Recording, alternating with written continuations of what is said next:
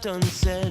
Days that can't be counted by the time till rent. Tomorrow's just another like the one that comes next. The corner of the highway that leads to the job at the desk by the boss with the elegant watch. The tick of the clock and the tick of the clock mark the moments till the ticking stops. Colin Fisher, welcome back to the podcast. Thanks so much, Kelly. It's so great to be back. The provocation that you begin your book with is a claim that the real villain in the Harry Potter books isn't Voldemort or Snape or J.K. Rowling. You say, just add that in there. You say it's the Sorting Hat. Why is the Sorting Hat bad? So it's so funny. When I first read the Harry Potter, I swear, I really thought the Sorting Hat was going to turn out to be a villain. Like as soon as it was introduced, I'm like, oh, this thing's sinister. And it took me a long time to kind of put my finger on why that was. But it really is because, it's putting something on your head and saying, this is the category you belong to. You're a Gryffindor, you're a Slytherin, you're a Ravenclaw, and you're a Hufflepuff. I'm sorry, I shouldn't leave that out. But then nobody ever changes, right? You're stuck in that box for the whole time you're there. And that, it's so obvious that this is a huge factor in motivating all the conflict that's in that book and in all of those books. So there's all these wars that are essentially wars between these same categories that the Sorting Hat is putting people into when they're 11 years old. And to me, that does seem a little bit sinister. Now, I mean, later in the intro, I do back off that it's not the villain, but it's evoking something that can be a really villainous part of our own brains and our own psychology. And that is that tendency to put people into these categories and then think, that's all I need to know about them. That's the whole of their being to decide, are they going to be a friend of mine or are they going to be my enemy? So this is something I think you probably learned in both your lives as a jazz musician and as a scientist. Is like we're bad at groups. Like we're not taught to work well in groups. Maybe if we were, again, part of a jazz ensemble or part of a sports team, we had that context, but no one was then saying, oh, by the way, you can take this and make this apply to the rest of your life. It's kind of like it's sink or swim for the rest of us in terms of how to group. Yeah, absolutely. And that keeps me in business, right? That we're not really taught how to group. But it's funny that we're such social animals. We spend so much of our life in groups, and yet we're not sort of naturally adept at some really crucial parts of being in these groups. And I mean, I think that really dates back to when you think why evolutionarily we were predisposed to be in groups. It was largely for survival, right? That we want to be in these, that we don't have, claws, we don't have, great defensive armor on the outside of us. And that we're basically kept safe by our ability to distribute labor, that, somebody could keep watch at night, that we can, go sort of hunt and gather in ways that capitalize on differences among us. And yet, when it comes to being in work groups, so if we go back to that kind of hunter-gatherer idea, if you're a prehistoric hunter-gatherer, the worst thing that can happen to you is you get kicked out of your tribe. Yeah, right. That's an existential threat. That, oh my God, I'm out in the cold and I have to face these, saber-toothed tigers, and actually there were, predatory kangaroos and eagles were even a threat to early humans. So there are a lot of things where if you're out on your own, you were really in trouble. And so a lot of our group-based programming is just trying to keep us in the tribe, that we're sort of going along to get along, even when we maybe don't totally agree with the rest of the group. And that those tendencies, they help us collaborate sometimes, but they're also really a threat when we're doing these really complicated problems that, our brains didn't evolve essentially to do math or to, solve poverty or to conceptualize what it means to help people in the future who don't yet exist, or to help people on the other side of the world, or to at least not harm them with what we're doing. So these sort of tendencies towards tribal thinking and conformity and intergroup conflict end up really working against us in a lot of conventional work settings now. So the other thing that we have working against us, which is like writ large these days, is this obsession with individualism. And I can actually, young Kelly was all about individualism. I wanted people's right to look and sound different and be different. And this was at a time, I was born in the 60s and so where people didn't have equal rights, and where and people were, all about conformity, or felt like that was going on. But obviously there was, a cultural backlash to that. But now we're at this place where people are so obsessive about it to the point that they don't understand that we don't do this alone, that we can't do this alone, that someone paved the roads. And, it's like, we are completely dependent on other people. We are not individual beings in this world. And when you think that way, that also is, to me, an existential threat as well to any sort of group harmony. Yeah, absolutely. That the way we're trying to fix almost everything, right? Like if you look in the self-help aisle or the leadership aisle of the bookstore, you're going to see a lot of stories of great individuals. You're going to get a lot of advice on, sort of improving the island of you. And it's not that any of that's wrong, right? Like there's so many people I respect who are telling us great things about how to improve ourselves, and it's a lot of advice I take myself. But that if that's the only thing we do, we're not going to accomplish great things, because the evidence is most of the great stuff in the world is getting done by groups. That the thorny problems, the most creative things, the most innovative things, those are more and more coming out of groups, in part because the world's just getting more complicated, that it's harder to solve a lot of these problems. And we need diverse expertise. We need a lot more brains and labor engaged in solving these problems. So individualism is a threat when we think, oh, the way we're going to solve these problems is by finding the next hero, or the reason that our organization or our team is failing is because we've got this one bad apple. And that leads us to overlook these factors that have to do with group dynamics, and a lot of what has to do with the structure and the kind of bones of the group that are many times determining outcomes much more strongly than the characteristics of the individuals who compose them. All right, let's talk a little bit about how this works out. So one of my mentors at Second City, Sheldon Patinkin, used to say emphatically, playing the games, and by that he meant the games of Viola Spolin, playing the games makes you an ensemble.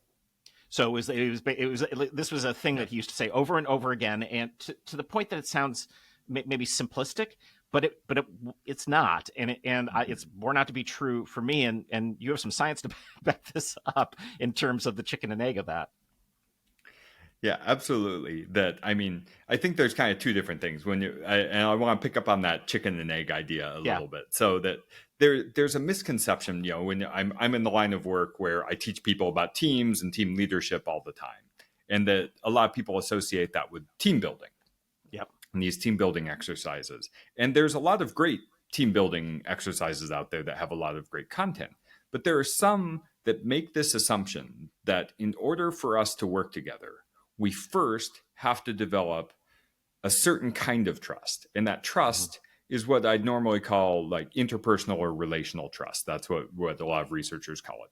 And that's the trust where I'm going to trust you with my deepest, darkest secrets, right? That like I have these kind of relational trust that you have my best interests at heart. And that's, of course, a good thing for a group to have. But this is where the chicken and egg thing comes in. The kind of trust that we use most at work is the trust that you're going to deliver what you say you're going to deliver, and of a certain quality at a certain time. And that kind of trust doesn't get developed by things like trust falls. That I don't now trust that you're going to do your work well by the deadline that I'm depending on because we did the trust fall.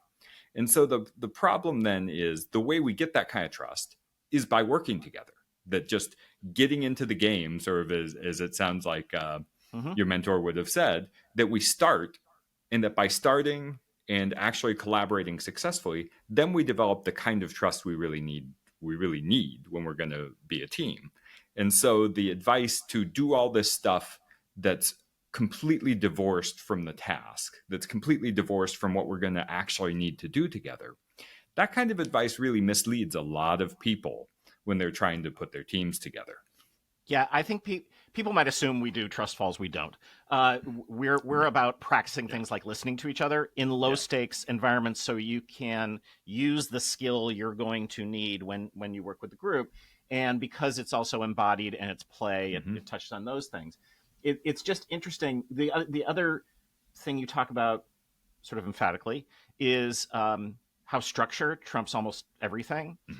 This I found fascinating because the thing I know at Second City, 65 years, we have a process for how we create our shows. We've been doing it the same way. It works. People learn the process. It's a defined period of time. There's sort of rules about what happens in each phase. You're doing iteration in front of audiences, all that. And it always works. At worst, we have a funny show. At best, it's also art, and that's great.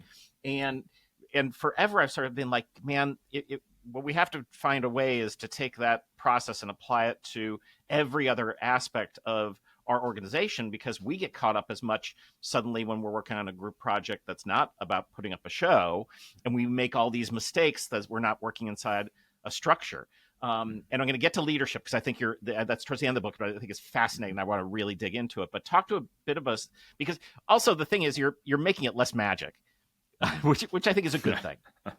Yeah, absolutely. I mean, I find the same thing, coming at this from a background as a jazz musician, the structure and the norms of being in these kind of, artistic contexts where there is a lot of structure that's given to us, right? Like when we're playing music, when we're making a show, there's something already intrinsically interesting and motivating about those tasks, that those are some of the most well-designed tasks known to man. And that a lot of the lessons we get about teamwork and leadership come from sports, they come from the arts, they come from music.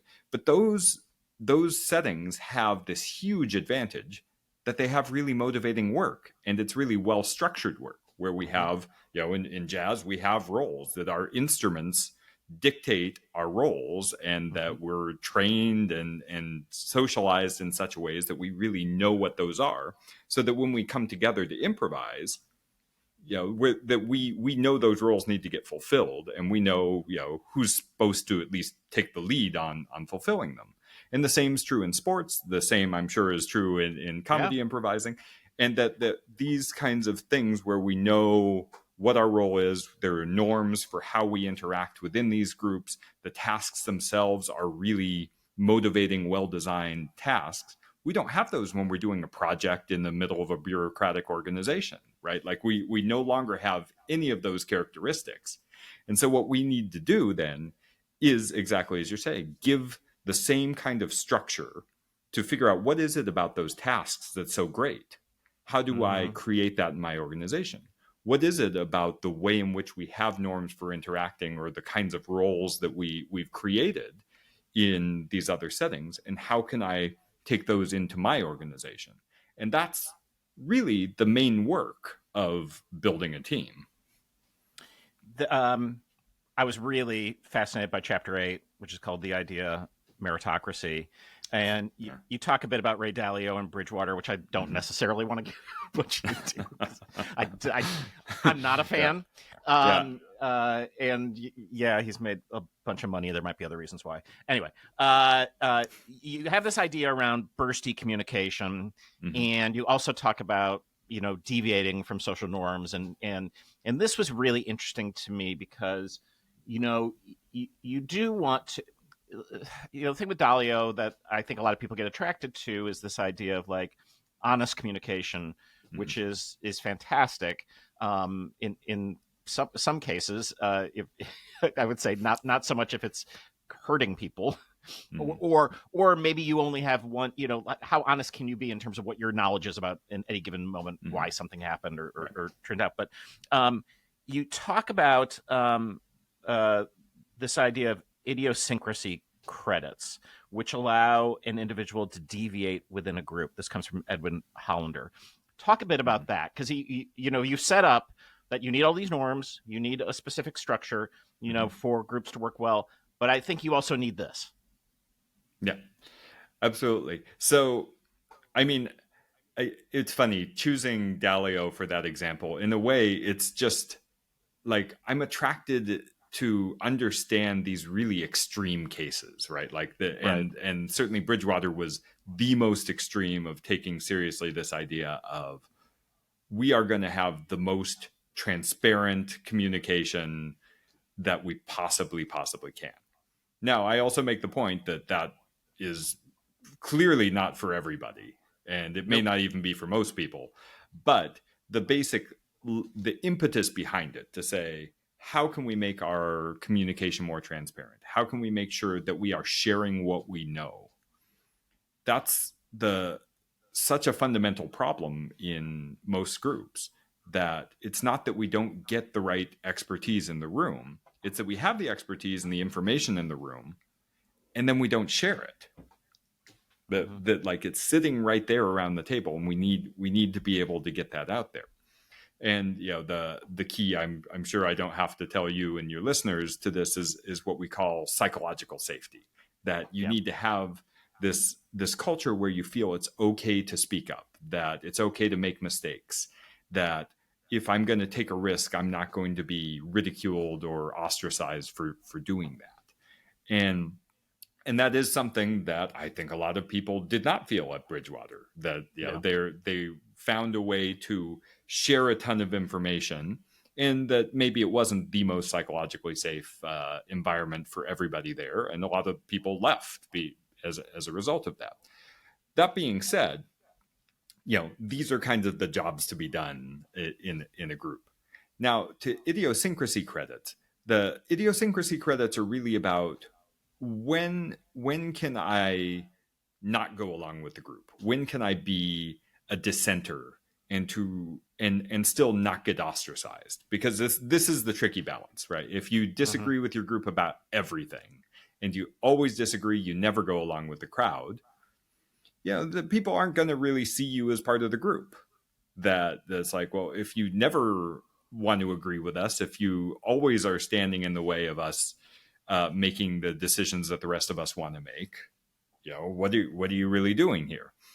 So there's a lot of research on how you can dissent and make a positive difference in your group.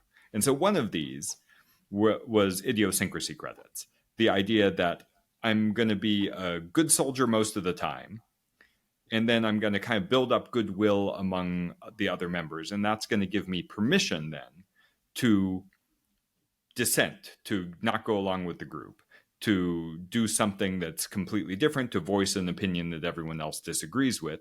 And because of the goodwill I've earned over time, I can cash in those credits, those idiosyncrasy credits, to be different than everyone else.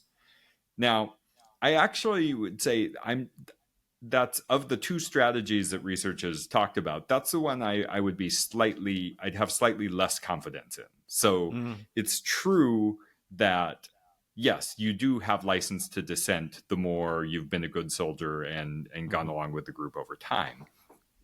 But if you do that for a long time, so many of us, I think, the kind of revolutionary ideas from the 1960s, we're seeing this play out now, where people had all these ideas. We were going to change the institutions. We're going to change society. We're going to change everything just once I work my way up and get into power. But the process of working your way up and getting into power changes you. It changes what we think, and that you understand more why the group is the way it is. You realize that some battles are more important to pick than others, and that the way you think will be shaped by building up these idiosyncrasy credits over time. And so the other strategy that we see for dissenting is to become what we call a tolerated deviant. And that's more like the Bernie Sanders model, where he's a Democrat, but he's not really a Democrat, right? He calls himself an independent, so he's kind of half in, half out of this group that we call the Democratic Party, but that he is very consistent. He has a point of view that differs from the majority view in the group. He voices it consistently over time. You know what he's going to say on this issue all the time, and that then, when the kind of situation changed and the time for those ideas to be more popular came, people believed that he was a good messenger for those ideas. And that strategy of when you disagree with the group, to do that respectfully, to say, hey, I agree with you guys on a lot of stuff, but I really disagree about this. And to be consistent with that over time, and then to build relationships with other people who may be sympathetic to that view. That's actually, I think, a more promising way to get groups to change their mind. That you're going to be consistent with that over time, rather than saying, like, I'm going to swallow my disagreement for a long time, build up those idiosyncrasy credits and wait, versus, no, I'm going to say it, and then I'm just going to kind of bide my time. And if the group, disagrees with me for the time being, I'm still going to try and, build bridges around the other issues that are not this core disagreement. And Bernie Sanders votes with the Democrats probably over 90% of the time. So you also note that. Exactly. Like, you can't just keep. So this is my life at Second City, is this part. And it's interesting because I think about it in three phases.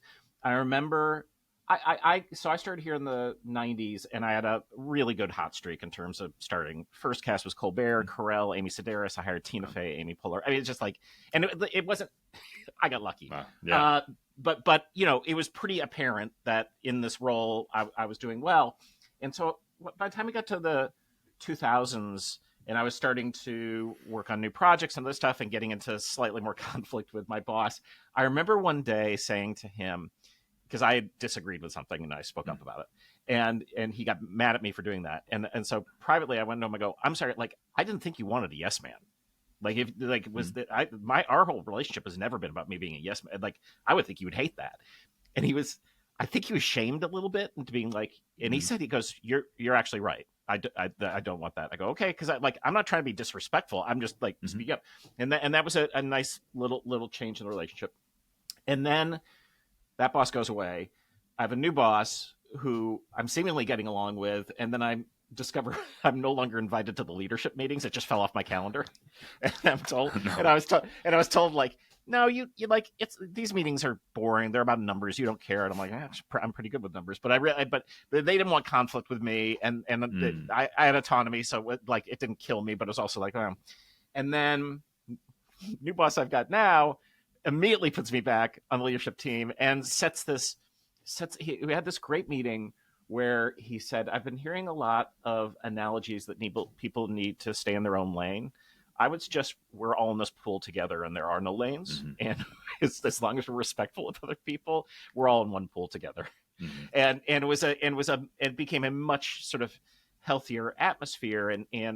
But what I have noticed over time, and I'm in this leadership group that's probably been together 5-6 years or so, that still that muscle of disagreeing is very few people flex it. Yeah, no, it's really tough. I mean, it sounds like, I think your new boss is seemingly following what I would think the research would suggest, that, especially with a leadership team. Yep. What everyone's there is to not just stay in their lane and give the perspective from their functional expertise, but for us to give different perspectives that are not just us speaking on behalf of our function, but putting a whole bunch of brains on the project of what's a strategy for our organization, which is a big, hard problem. And that what you're just describing, a senior leadership team where dissent is no longer the norm, is really all too common.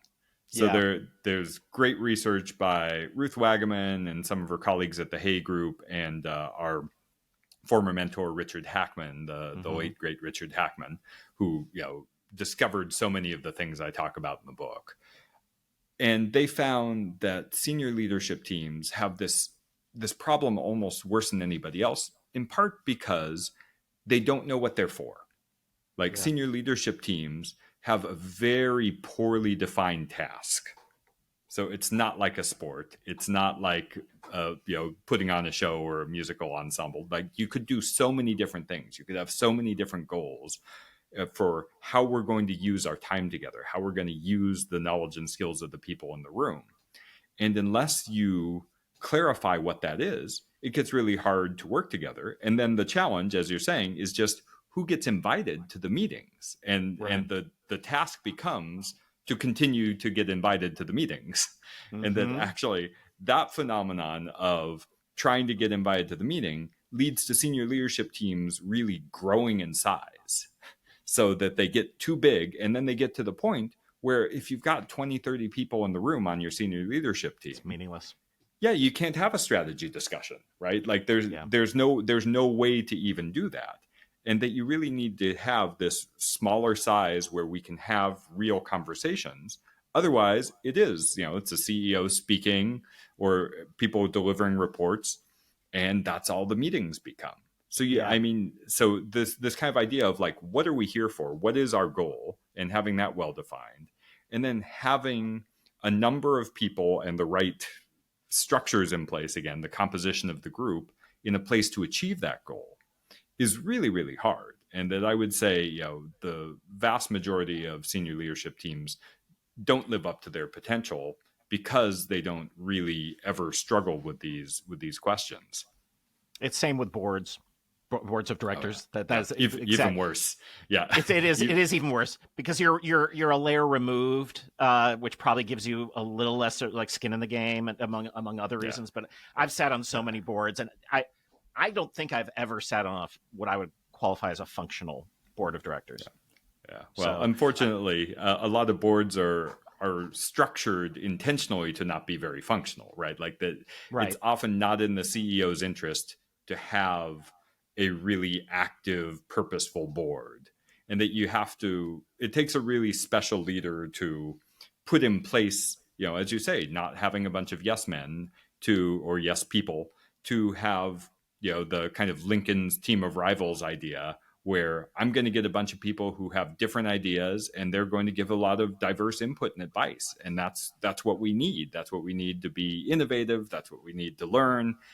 And yet it's uncomfortable. We don't, we don't like it. It feels like a nuisance a lot of times when we're in groups that do disagree and have dissenting opinions. And so, this kind of the central thing I think you're bringing up is, how do we disagree productively, right? Like how do, idiosyncrasy credits, minority influence, all of these are sort of this central question of, we know we need to disagree. Like if we all agree with one another, we're going to have this horrible consensus-seeking groupthink and conformity pressures that make groups sometimes very culty and cult-like. That's right. And that's not what we want. And yet, disagreement feels really personally threatening to us. That our prehistoric brains are petrified that, oh my God, someone disagrees with me, especially someone powerful. They may be about to ostracize me. And so our brain is so afraid of this.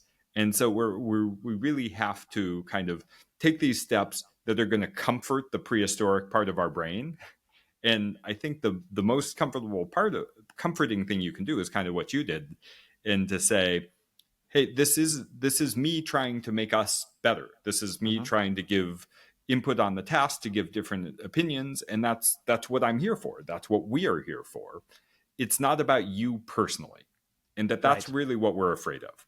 And so anytime in a group where you hear it's like, oh, Kelly is the kind of person who, if they say anything negative after that, that's a real red flag, right? And that as soon, if I hear any group start to have these kind of personal attributions, they're really already on the path somewhere bad. So I would stop any group right there and say, all right, we need to stay, talk about what's going to make the task better. If we need to take a break, we're going to take a break. But we can't have, people talking about each other as people, and we need to be disagreeing about the task itself, what we would call task conflict rather than relational or relationship conflict. Okay, this leads into this leadership section, which I adored. So you went to a talk called Leadership Lessons from Jazz, which one would think you're like all over. Like you and I are at this thing and we're like, yeah man, but that wasn't your response. No, that wasn't. And I've changed the names there to protect the innocent a little bit. Okay, but it was, things like listen closely, which is of course a good idea, right? Sure. Advice to improvise, which again is advice I would, certainly think is good advice. But it was really vacuous in the sense that it wasn't focusing people on what are the mistakes that people actually make in groups. And that is mostly not about the focus on the self. So advice like find your own sound and things like that gets us really focused on ourselves. But it said nothing about structure, right? It said nothing about what's the task we're going to do, who's going to be on this team, how do we set goals? Because again, when we take leadership lessons from a lot of these other kinds of places like jazz, where some of these things are given to us, jazz masters don't need to think about some of those things. So what I objected to was that I think there's so many better lessons to take from jazz than those lessons, right? That like how we do compose groups for diverse inputs in it. So like I use the example in the book of Kind of Blue, of how Miles Davis chose really different kinds of musicians to be on that album and gave them this really minimal structure, which is something as improvisers we're really familiar with, and then let them do their thing. And that created, what at various times is the best-selling jazz album of all time and a classic, because it has all these different kinds of inputs into it and a structure that let them come together in what I call synergy. And then the other thing that I think it overlooks is it puts the leadership lessons often give too much credit to a single leader, a person, right? This talk, it talked a lot about Duke Ellington and Louis Armstrong and Benny Goodman and them as individuals, which again, there's some great stuff to learn from them. They were all great musicians and leaders in their own right. But the most leadership in group is it has two characteristics. And I would say they're functional and it's shared. Mm-hmm. So by functional, I mean that leadership isn't just the province of whoever's in the formal leader position. That in a good group, everyone provides leadership by achieving the core critical functions of that group, helping to clarify goals, helping to enrich the tasks so that we're doing really enriching good work, that are clarifying the norms. They're creating psychological safety. They're coaching one another so that they're learning and improving their skills from being a part of this group. And all those things should be regarded as leadership, that we're achieving the key functions. We're proactive in trying to help the group achieve these critical functions. And then the other part of that is if that's how we think of leadership, as anything that's helping the group to achieve these critical functions, then that means leadership can be shared. That it's not just the formal leader who gets to do it, it's everyone. And that even asking what might be considered a dumb question, hey, what are we all doing here? What's this meeting for? That can be an act of leadership, and a really critical one, that anyone does, because it helps clarify the goals. It helps us understand what it is we're here to achieve. And the same goes for asking about norms or questioning norms or to suggesting new ideas for the group to pursue. All these things are the group sharing leadership. And so I think that's really different than saying, hey, let's analyze what Duke Ellington did and try to say that is the only way that we should think about leadership of these kinds of groups. I mean, I don't know that much about Ellington's. I know his work. And I imagine, because of knowing that work, that he was probably a fairly generous leader with regard to the types of players that he had, which is very different from orchestra conductors, which is a thing that you also bring up in the book, this is fascinating because like there was a period of time where there was probably a story about a famous conductor in like every business book I was reading. This is like 5 years ago. Yeah. And you take great issue with this. I know. My wife is an opera singer, and she's very nervous about how my how critical I am of conductors. And I know so I know lots of conductors. I went to music conservatory.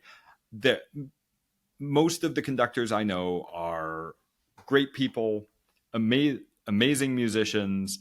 Many of them are really good leaders, but they're stuck in a really archaic organizational form. And that's not their fault. But so what I take issue with orchestral conductors is that in an orchestra, you have, 60, 70, 80 people who are world leaders, right? They are highly trained. They're some of the best at what they do in these major orchestras. And almost any professional orchestra that survives today in America is a major orchestra. And those highly trained individuals have almost no say in how to do their own job. And that we put all the responsibility for the artistic direction of the ensemble into this one person. And then, so not only are most orchestras led in such a way that, one person gets the input and then tells everybody else how to do that, but then we've ended up with a system where people are socialized into that, and that individual orchestral musicians aren't trained in such a way that they think it's their role to speak up and to share their views about how we should collectively shape this ensemble. And that it kind of comes from this older time when a lot of times the composer of the piece was also the conductor in the past. And so, when everyone would give all this applause to the conductor coming out, they were often also applauding the composer of the pieces they heard. But now those two things have become almost completely decoupled. Yet, right. It's the conductor on the poster. It's the conductor who gets all the applause and all the credit for the collective performance of many, many people who've input a lot of blood, sweat, and tears into becoming able to realize this music. And that using that as a model for other forms of organizing is just a real waste of talent. And it shows actually in the data. So Richard Hackman, again, did a great study of the satisfaction of different kinds of groups with their membership of those groups. And one of them were orchestral musicians. And I think they looked at 13 different professions. And orchestral musicians, which you think would be a really fun thing to do, to play music as your job, they came in 7th. And I believe they were just ahead of clerical workers and just behind federal prison guards, as I recall. And it's not that classical music makes you inherently dissatisfied, or that we're selecting, people who are unhappy with their jobs into classical music. String quartets were the most satisfied. So these smaller ensembles, small groups where people had a lot of say into how to do their jobs, because string quartets do not have conductors. Nope. Everyone gets some say into how we're going to play the music. They were really happy. And so when we think about how do we want to structure our groups, we want to structure them more like string quartets, more like jazz ensembles, more like these small groups, theater groups that are 5-6 people who have like a comedy team or something, where they're doing improv. Those kind of groups are the kinds we should aspire to, not having one person conducting dozens or scores of other people and having them realize that one vision. So I talked about this in Yes and our partnership with Lyric Opera Chicago and Renee Fleming. So, part of the thing that we did that was so smart with that was when Renee sort of proposed that we do something together.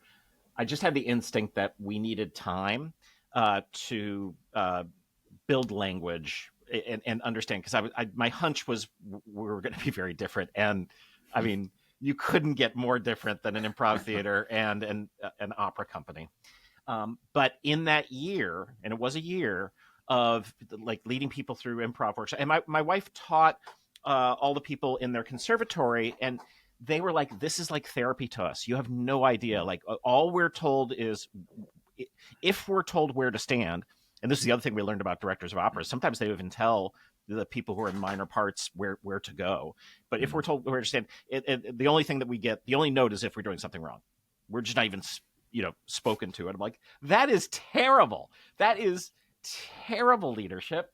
And, they're able to do, world-class work because they, of course, have the score and they have skill, but also, like, these institutions are in trouble because they've been working from these deficits and endowments, and those endowments are going to, they will go away at some point, and we're already seeing that.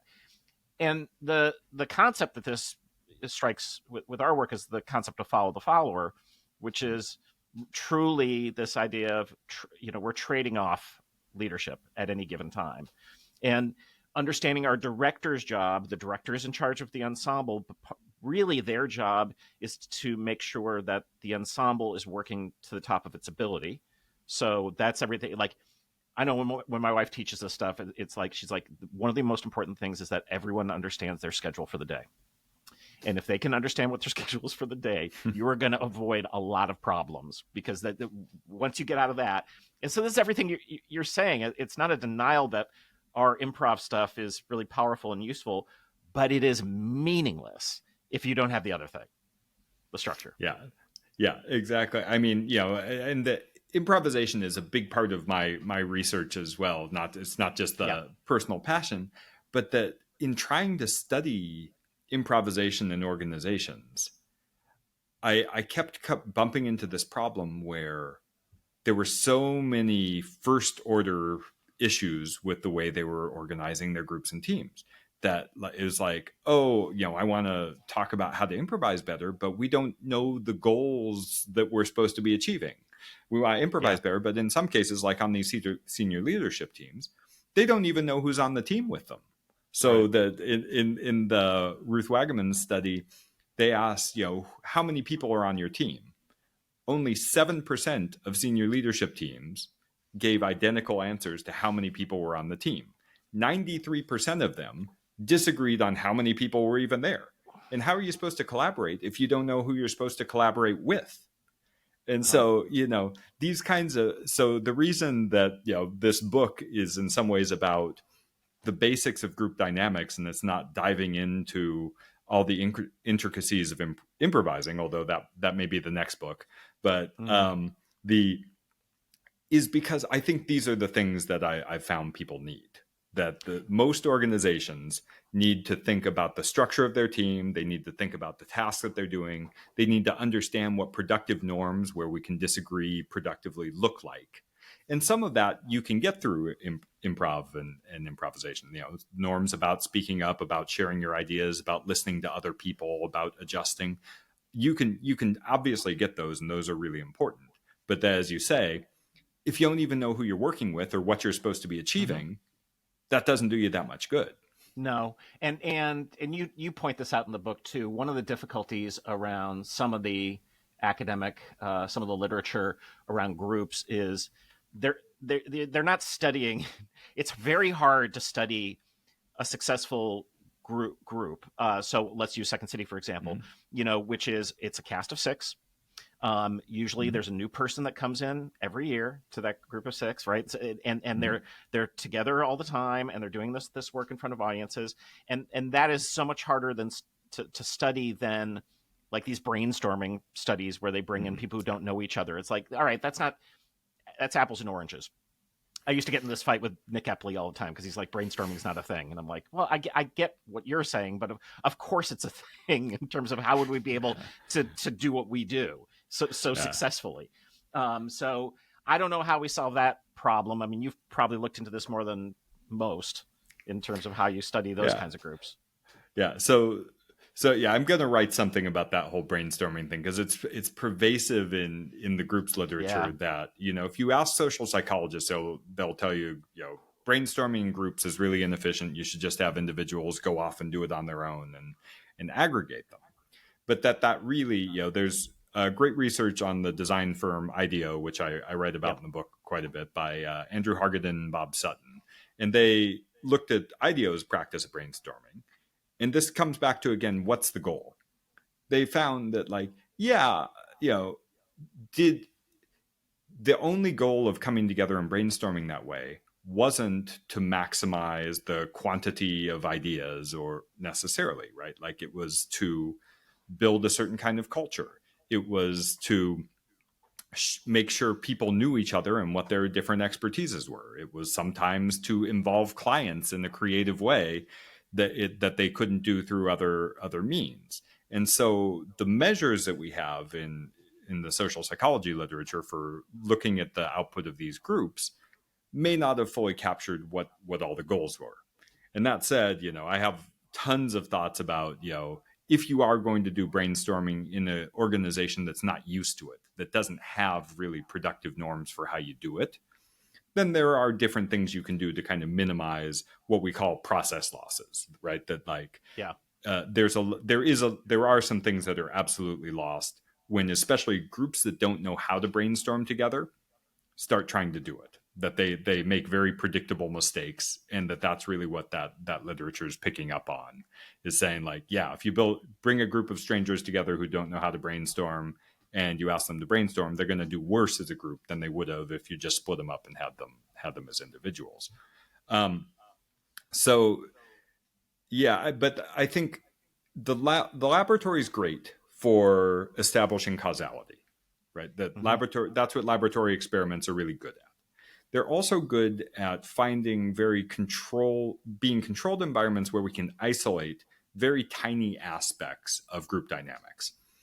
And that lets us understand, you know, things like, oh, actually, you know, doing these trust falls before we get together as a group isn't going to be very effective. It lets us isolate the sort of chain of cause and effect. But it's the real world is so much messier, and that groups inherently are filled with these contradictions of not just one goal, but multiple goals. And that if you ask every individual their individual goals, some of those will be really consonant with the group's overall goal, and some of them will be slightly at odds from the group goal. And so defining, you know, the sort of success and tracing a group towards these different outcomes is really tough, because you do have to look both at what's the group supposed to be there doing, who are the clients of the group's work, are they, you know, and is the group achieving those aims, but also, is this good for the human beings involved, and are they made better by their participation in these groups? And that's really tricky. And that, you know, because groups are these open systems, right? They're not that we are changing as a result of being part of these groups over time. So, you know, your Second City teams are there, even, you know, a year is a long time in our lives, right? And that we are different. Our skills are different, that you can't just trace the inputs of that person when they walked in the door and then predict what's going to happen, because the person's going to change by being a member of that group. And that's what makes group dynamics, you know, so important and so fascinating for us, that groups are the crucibles in which we are shaped as individuals. So, you know, what you are, what you think is important, how happy you are in your life, all these things are really shaped by the groups of which you're a member. Colin, have you looked at Caroline Fleck's validation book? Do you know about this? I have not, but I heard you mention it in another podcast episode. I'm a little obsessed by your book and her book. But one of the things that she has is she references some literature that talks about the one personal aspect trait that sort of crossed over in successful groups was social sensitivity. That someone inside that group had this. And this is like what my wife Anne, I think, has referred to this at Second City as, you know, that your group or ensemble success is dependent on who your alpha is. And that's not necessarily like the person who's been there the longest. It's the one person everyone listens to. And so my adaptation, reading this in Caroline's book, was also like, oh, but that's what that person has, is a level of social sensitivity to understand what the group dynamics are, to make sure everyone is being minimally taken care of to be able to keep going forward. And very hard probably to measure in certain situations, but strikes me as true. Yeah, I mean, social sensitivity, this is work by Anita Woolley and Chris Chabris and some of their colleagues. And it showed that, what they call collective intelligence. So the ability of a group to perform not just one task, but across a variety of different kinds of tasks, was not predicted very well by individual intelligence or the average intelligence or the maximum intelligence on the group. It wasn't predicted by other aspects of personality like extroversion or introversion or the mix of introverts and extroverts. Those things tend not to be great predictors of collective performance, but that the average level of social sensitivity, which is our ability to intuit the feelings of others without being told, and that it's actually, of the things we have, it's fairly easy to measure relative to other things we have. Yeah. So there's that it's not perfect, but there's a fun test called the reading the mind in the eyes test, where it shows you these pictures just of somebody's eyes. Mm-hmm. And there's like you have four options for how that person reported feeling when the picture was taken, and essentially someone's score on that test, the amount of times you get right what that person reported feeling just from a picture of their eyes, is what we use as our measure of social sensitivity. And that so it's not the maximum level in the sense that you have to have one person who's really good at it, but the average level was what they found predicted. And that just gets at the idea that in a group, we need a shared understanding of not just how we're doing on the task. We want to have tasks where we can see how well we're progressing, but that also how people are feeling about that. Are we excited? Are we starting to have this lull? And I think some people find this idea, because social sensitivity, it is something you can get better at it, and it's certainly something that you can improve, but it is largely a trait that most people are. If you're really, really low in it, you're probably not going to ever be really, really high, and vice versa.